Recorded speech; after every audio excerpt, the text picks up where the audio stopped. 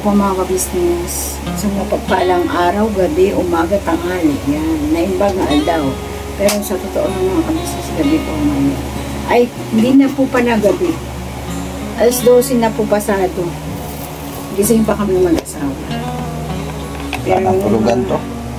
Anak po namin ay Tinay, tulog na. tulog na, si Benben, si Iya, Ashley. tulog na. Iya, oh. Pagsak na. Ito po mga kabisnes. 12:32 po. Susi, madaling araw na pala.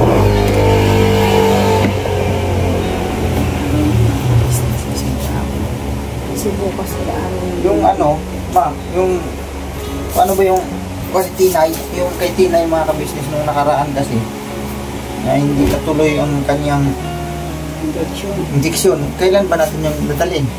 Dapat ngayong araw na yun sa 21. Eh, nataon naman yung Sabado 21, tapos yung sahod mo ay sa sunod pang araw sa YouTube. Hindi natin siya madadala. So, meron naman Ano ba yung nabanggit mo? Ano may nabanggit ka eh? May choices Sa tayo. center ka mo. Meron. Walang bayad. Oo. Totoo ba yun? Kasi ganito yun. Si Junjun kasi na pumunta sa center. Alin yung kay Kuy noon? Nangalap sila doon ng anti-rabies. Meron naman. Pero, O yun pala, doon na lang tayo. kailangan mong pumila ng madaling araw. Ah, grabe, madaling araw. Mga 5, 4, mga ganon. Or 6, ganyan. Kasi pa, mahaba ang pila. Kung gusto mong maaga kang mauna, kasi may number rin eh. Grabe naman, kaaga naman masyado. Oo, kasi yun din ang sabi ni Junjun nung pumunta sila doon. Meron naman daw.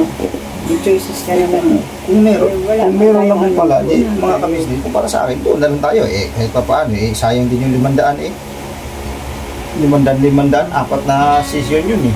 O, Hindi naman sayang pa kasi 2,000 din yun, pero hindi naman, makinig ka kasi. Hindi naman yung sayang kasi importante yun sa anak mo. Oo, pero kung meron naman palang walang bayad, eh bakit pa doon pa tayo sa may bayad? Pero kung meron lang akong pambayad, hindi ko naantay na pumila kasi diba, para sa kaligtasan ng Tinay. Pero no choice naman tayo kasi nga, diba, wala pa nga yung sahod na. Oh, sa ano pa yun, mga 24 pa yun, mga ganun. 24, minsan Kung mag-aantay tayo, mga masyado 25 ng pa. delay. Kaya, pila naman tayo sa Lunes. Maaga kang pumunta, tikong pumila. Tapos magkukommute na lang kami pag sigurado na. Bali, mauna ako doon para pumila. Oo. Kasi, kailangan na yun eh. Alam mo na bakit? Baka hindi siya ma-injectionan kasi may huli pa siyang immunization, di ba? Immunize. May last pa kasi na immunize si Tinay mga kabisnes eh. Ngayon, iuna na naman namin yung immunize, di hindi na naman sa matuturukan ng ano. So, ang gagawin na lang namin ay iuna na lang namin yung sa pagpapaturok nung doon sa kuan kasi naka-schedule kasi talaga yun. Yun na lang. Yun na lang ang unahin muna. Hindi bali na lang muna yung sa immunization kasi last naman na yun. Oo, last, ano na yun? Tapusin na lang muna namin. Yung huling immunize niya is para sa ano yun, sa anti-pneumonia. Oo. Kasi dati hindi po Kasi kasi uso pwede naman yun, no? Kahit medyo badili ng kaunti yung kay Tinay nung doon sa immunization, okay lang Delay naman. naman na talaga siya kasi di ba wala siya.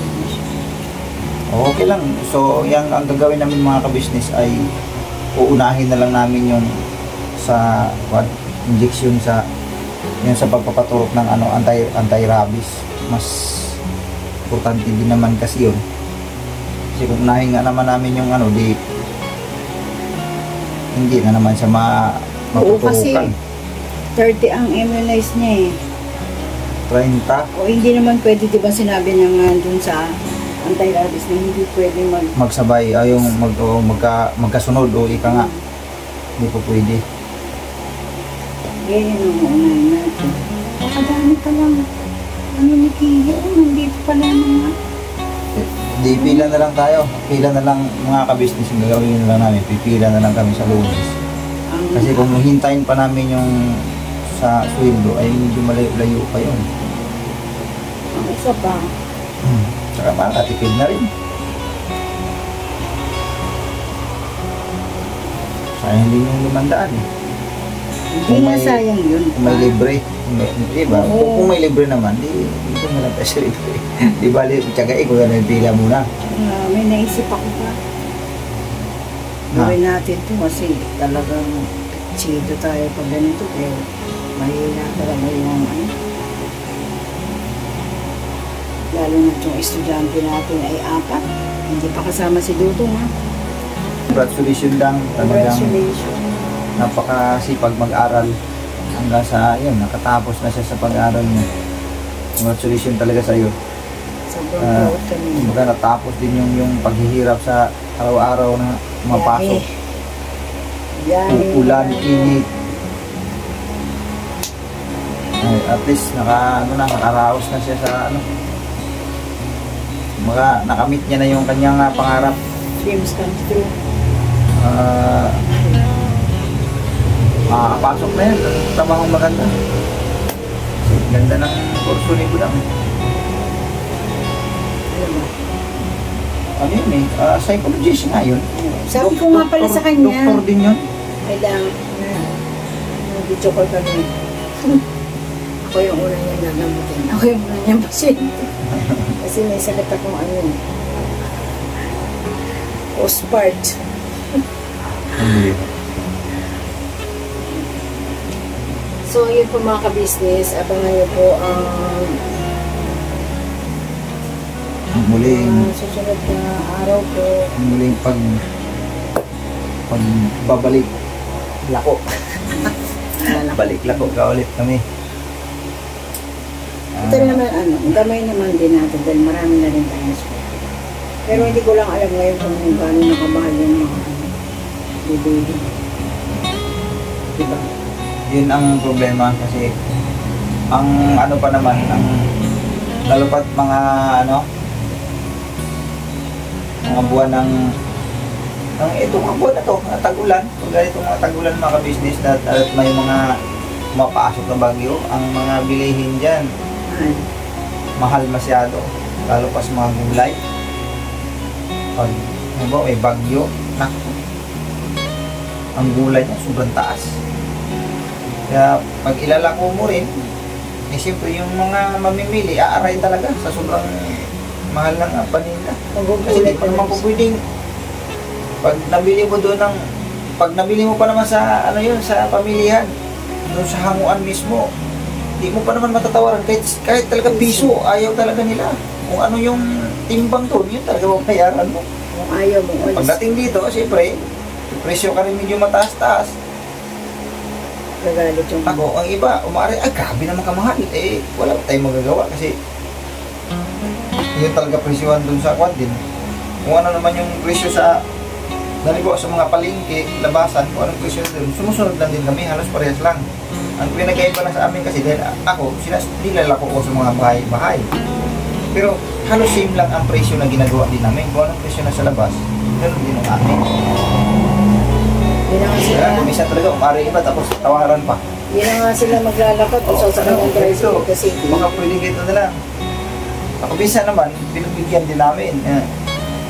Pero kung minsan pag malaki talaga ang hindi na rin po pwede, hindi rin kakayanin. Kung ano talaga yung presyuhan, yun dapat talaga. Kasi mahal ang mga gulay, nagawa. Pero, sige lang. Kung ano lang yung mangyayari o anong kikitain, hindi yun lang talaga. Tsagain natin. ang gagawin natin yan. Tagal na natin nagkaganyan. Tapos, yung mga kakanin mo dati, doon pa tayo sa Kaibiga, wala pa tayo rito. Di ba ano ba yung kinabubuhay din natin doon? Di ba ganyan din? Mga pagtitinda ng mga kakanin. Ginagawa namin ganyan dati. Sa umaga, lutong ulam at saka kanin. Ititinda nyo sa harap ng pabrika. Pagdating ng alas 3, yung namang merienda naman, saging, yung bang turon, maruya, banana cue, tapos juice na binabalot sa plastic na, nakabalot na dati, no? Binibintan niya lang ng 5 piso. Tapos sa gabi nagbabalot. Pagdating sa gabi, balot naman. Bisikleta lang po yung nagbabalot. Nagugulat nga rin ako noon, nung pera namin na 700. tapos nung pag-uwi, halos karamihan pa naman ang pera na dala niya, puro barya, bigat. Tapos nung bilangin mo, sabi ko, sus, kahit pinito lang pala, barya lang, no? Ano ba yun, Dar? Ba't ka nagkaganon? Naputol yung daliri mo, no? Kung wala ka pang trabaho? Hindi, wala pa akong trabaho noon. Wala pa akong trabaho noon. Hindi. Ay, tama, kasagsagan Putol na. Ito yun, yung aksidente. Namatay na naman yung camera namin. Magbira yan, patay-patay. Abangan niyo po mga ka-business ang pag-ibig mo. Eskulado ko. Pag nagtinda na po kami ng gulay. Gulay ba ang kahit titinda ano po, natin? yung mabilis maubos. Tapos hindi madali masira. Oo, kasi pag gulay na, parang dala na ako sa gulay mga business. Pagka hindi mo mabintang yung araw na to, asahan mo kinabukasan, pag iulit mo pagtinda yun, wala na, wala mong bibili. Lalo pat mga dahon-dahon, nakpo. Madali. Sira. Nakakadala, tas prutas. Yung prutas naman, dati kasi yung lansones, tapos yung lunggan, bibili ako niya dati. Tapos yung grapes. Maraming klase yan sa isang lamesang mahaba. Eh di man talaga maiwasan, di man maubos talaga yan eh. So, kinabukasan, titinda muli. Yung lunggan kasi, habang tumatagal, nangulunto yung balat. Mababa po ang timbang. O, tapos mababa ang timbang, nangulunto siya. Tapos ganun din yung saging, ganun din yung lansones, pagka medyo umitim na yung balat, naku, problema na. Yung apple yung tumatagal doon, yung apple po. Yung apple, medyo tumatagal yan. Yung apple, orange, yun ang medyo tumatagal eh. Kaya, yun talaga di kami nawawala nun. Yung mangga naman namin, dati, mabilis po yung mapaubos. sandali lang, maubos ang mangga. Kaya dun sa mangga nakatutok talaga ako dun eh, sa mangga. Minsan, tag-2 kaing yung binibili ko. Kasi pero, ang bilis niyang ma-dispose. Huwag naman umasa na yung kumpleto lahat Kaya lang, sa ilalim. Hindi, kaya lang, di sa mangga naman, hindi naman ganun kalaki ang tubo din doon. Kasi ang mangga talaga mahal talaga ang 1 kilo. Oo, 1,000 plus po yan. Mahal kasi talaga. Kung baga makatubo ka ng konti lang, pero madali lang siyang maubos kasi mabinta ang mangga. Mabinta siya. Kaya lang, hindi naman ganun kalaki ang tubo niya. Tapos, yun nga, sa mga gulay, medyo ano kami sa gulay, medyo nadala na ako sa mga gulay talaga. Maliban sa mga katulad ng sayote, kahit nga yung carrots mga ka-business, sandali-sandali lang din ang carrots. Madali yung magbasa. Madali siya magbasa pagka nagkaroon ng bootleg yan. May 1 piraso nagkaroon bootleg yan, walang sunod-sunod na yan. Sunod mga 3 araw na hindi yan siya mabinta, nako. Pag nagkabutlig yan, wala na, magkahawa-hawa na, damay-damay na. Kaya ang carrots, ang ginagawa ng iba, kaya nga sa mga palengke makikita nyo, mga gulay na kailangang isalba. Tulad ng carrots na may mga butlig na, talagang babalatan na nila ng tuluyan yun, tapos gagayatin na lang. Kaya may makikita tayo sa palengke na may maraming nakagayat na, tulad ng repolyo, may nakagayat na, di ba? May mga ganun kadalasan eh, makikita natin. Yung sayote, kumbaga sinama-sama na lang nila, pinaghalo-halo na lang para maganda siyang tingnan. Ginagamit sa karamihan sa chop suey. Yun, kaya pala ganun ang nangyari. Bakit may mga gayat-gayat na? Akala ko yung mga sariwa talaga yun na sinadyang gayatin, yung pala yung mga nagka-problema eh. Kung halimbawa talagang mabinta, mabili, mababa yung presyo ng gulay tapos mabenta siya, gano'n. Tapos yun ang laging hinahanap, yung mga diretso na nakamix na. Mabili pa rin naman talaga, mabili pa rin naman. Pero ngayon ay mahal na ang isang malot noon, 45. Dati is 25. Ginagawa din naman namin dito yung mga tira-tira, ginagayat din namin. Kalikot naman itong bata natin. Kaya yun, mga ka-business, abangan nyo po yung aming gagawin. Hindi pa namin alam kung kailan talaga pinaka-umpisa namin yan, pero ganun ulit, magbabalik ulit kami sa pagtinda-tinda. Hindi naman kalakihan ng puhunan namin, kasi siyempre maliit lang naman ang puhunan talaga namin dyan. Kung hanggat maaari talaga sa araw na to, ubos agad. Hindi balik kung tumubo ka mo lang ng mga 200-300, okay na yun. Okay na yun, papaon na rin yun. Tapos may libre ka pang ulam kung gulay yun. Oo. Ganun na lang gagawin namin mga kabisnes. Tinda kami ng sapat lang na yung mapaubos lang sa araw na yun. Para hindi ka malulugi. Ayaw na namin yung bulto-bulto. Ganyan pa naman kami bumibili dati. Hindi kami bibili ng tingi. Isang bultong. Sa 10 kilo yun. Oo. Isang bulto na kamote, isang bulto na sayote, isang bulto na, basta puro bulto yun, yung bang naka-plastic na malaki. 10 kilos na laman yun. Oo, yung talong, isang ano na, kasi pwede ka naman kasi bumili ng tingi, yung bang konti lang ito, bumili. Padar 2 kilo, kaya lang, bariya lang din ang tubo mo doon. 15 pesos. Parang sayang ang puyat mo doon kapunta-punta sa palengke. Wala nang 15 mo. Kaya ang ginagawa namin, bulto talaga. Mas nakakaano ka sa bulto eh. Parang ano nga lang din, halos parehas lang din ang labanan kung bibili ka sa tingi. Kaya at least paano sa tingi, bumili ka ng 3 kilong talong, kung mapaubos mo naman din kagad yun, okay lang. Hindi rin madali din talaga pagdating sa mga negosyong katulad na ganyan. Maliban na lang kung ang negosyo mo ay grocery, yun, nai-impact mo kasi na matagal yun eh. Kaya lang, ang grocery dito sa Metro Manila, common na common. Ang dami na kasi mga yung ngayon mga business eh. Hindi na akma kung mag-grocery ka pa, tindahan. Hindi na maganda rito, wala kang kikitain dito yun. Tulog din ang puhunan mo yan sa mga ganyan. So yun po mga ka-business, hanggang dito na lang. Salamat na napakarami. Inaantok na kami pare-parehas. Abangan niyo po mga ka-business. At abangan niyo po yung susunod na araw para po kay Baby Tina yung kanyang po injection niya po para sa anti-rabies po.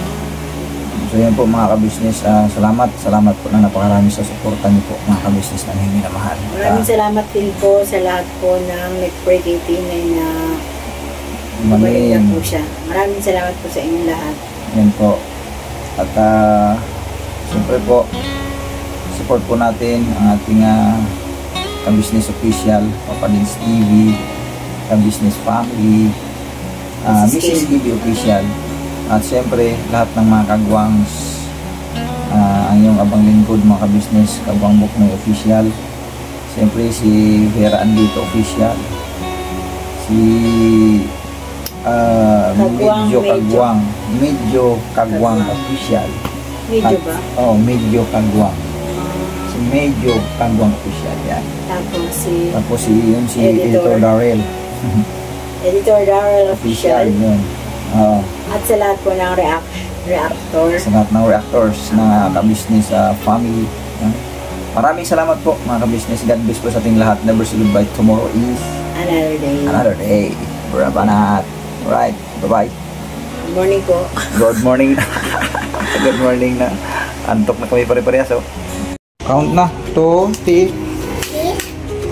2, 3. Count nga, Beka. 2, 1, 2, 4, 2, 5, 6, 7, 8, 9, 10.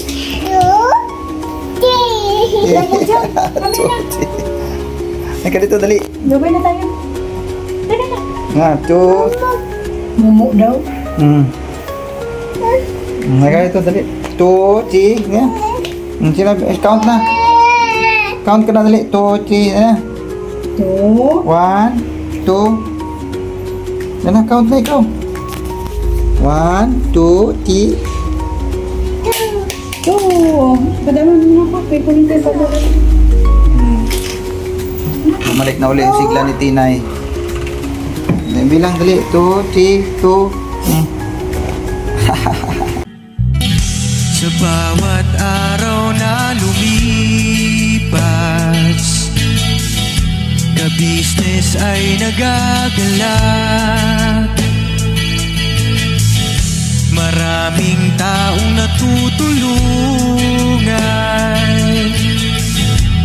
pagpalain ng may kapal. Sa bawat araw nagdaan,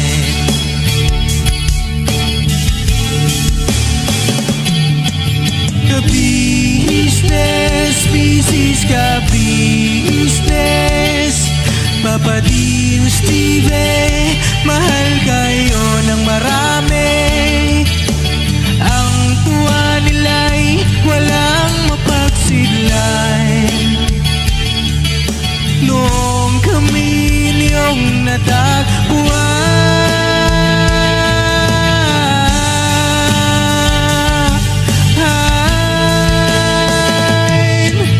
ang mga tao sa buong mundo, maging ang mga OFW, sinubaybayan mga pagtulong nyo.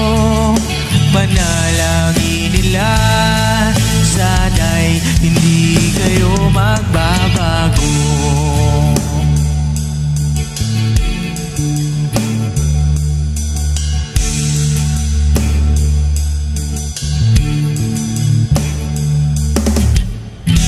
Papa Dean, Stevie naman, scholarship ay nasimulan sa mga nais mag-aral. Pag-aaral ay pahalagahan upang kayo'y magtagumpay.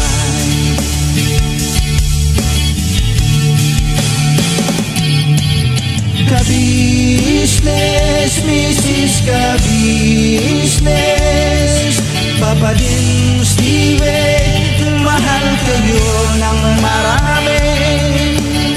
Ang tuwa nila'y walang mapagsiglay. Noong kami ninyong natagpuan,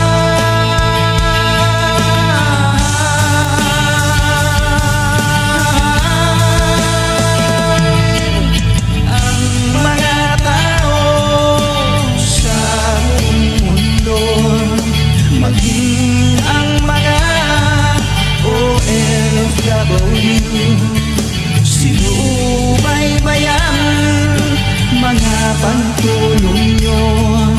Panalangin nila, sana'y hindi kayo magbabago.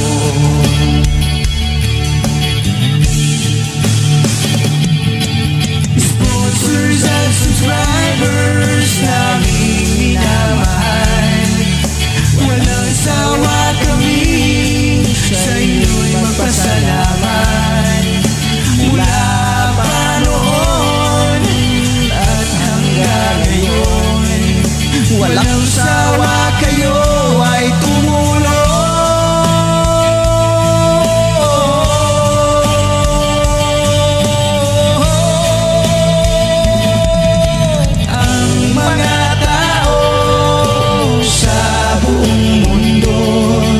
Maging ang mga OFW, sinubaybayan mga pagtulong